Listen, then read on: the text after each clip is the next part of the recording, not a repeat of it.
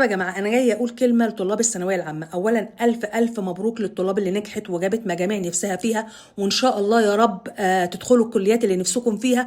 أنا عارفة إن أنتوا تعبتم، أنا عارفة إن أنتوا ده نتيجة تعبكم وطول السنة وتعب أهاليكم. وإن شاء الله يا رب ربنا يوفقكم في كل خطوة جاية.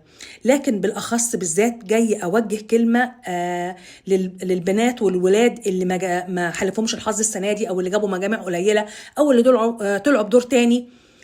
عايزه اقول لك يا حبيبتي ويا حبيبي، ما تعيطوش وما تزعلوش. الثانويه العامه ما هياش نهايه العالم. الثانويه العامه دي مجرد مرحله في حياتك، مجرد مرحله في حياتك، ودي مجرد خطوه. خطي الخطوه وشوف بعد كده ربنا كاتب لك ايه. وعايزه اقول للاهالي اقفوا جنب ولادكم، ادعموا ولادكم، ما تنكدوش عليهم، ما تدخلوهمش في مرحله اكتئاب توصلهم للموت ارجوكم.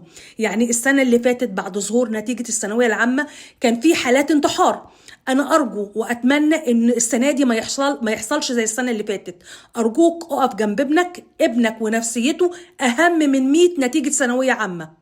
يعني انت لما تخسر ابنك او تخسر بنتك ده اهم، ولا نتيجة الثانوية العامة اهم؟ مش مهم ايا كان المجموع اللي جابه ابنك او اللي جابته بنتك، مش مهم. انت كنت عايز ابنك او بنتك يدخلوا كلية من كليات القمة، وبالمجموع اللي جابته فانت جالك احباط وحسيت ان خلاص.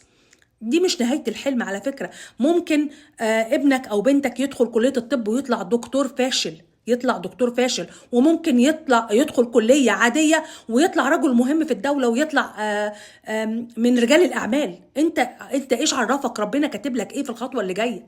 فما توصلوش ولادكم لمرحلة ان هم يدخلوا في اكتئاب ما يطلعوش منه ارجوكم.